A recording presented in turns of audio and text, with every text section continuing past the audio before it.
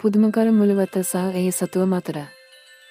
අපේ පුංචි යාළුවන් ඔයාලා කවදාවත් මැජික් මුළුවත්තක් ගැන අහලා තියෙනවද? අද අපි ඒ වගේ පුදුමකරු කතාවක් අහිමි.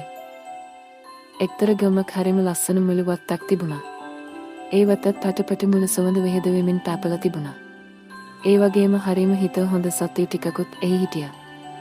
ලුලෝ කියන පුංචි කල්ලේ මක්ස් කියන හෙව යාළුවයි දවසක් වත්ත ඇතුළට යන රහස් පාරක් හොයාගත්තා. එතකොට බග කියන සම්මනලේ ඇවිත් කිව්වේ මුළු ටිකට උදව් ඕන කියලා. මුළු පත්තු වෙලා තිබුණේ දවසින් ගෙදේ නැතිවලා ගිහින් තිබුණා. ඒ මල්ලි වලට ආදරේ රැකවරණයයි මද වුණු නිසායි. ලුලෝ මැක්ස් බන් කරලා ඔලිවර්ලන් ටෙලි කැස්පර් ඔක්කොම එකතු වෙලා මුළු වත රැකගන්න තීරණය කළා. එයාලා මුළු වලට වතුර දැම්ම ලස්සන සින්දු කිව්ව හිරු එළිය නටුවා. ටික ටික මුළු ආයිමත් දවසන පටන් ගත්තා. එකපාරටම වතත් මුදරණුවෙන් පැට මූලික පැපුණේ. ඒ මුළු වත ආයිමත් සතුටින් ඉන්නවා කියන ලකුණක්. ඒ වගේම ලුලටයි එයාගේ යාළුවන්ටයි පුදුමකර තැඟඟක් ලැබුණා. ඒ තමයි හැමදාම කරුණාවේ ඒකමතිකමේ මතක් කරන මැජික් දෙදෙනා පැත්තක. එදා ඉඳන් ලුලේ සතු ටිකේ හැමදාම වත බලන්න ගියා. ඒ වගේම ඒක හැමෝටම සතුටින් ඉන්න පුළුවන් මැජික් තුනක් බවට පත් කළා.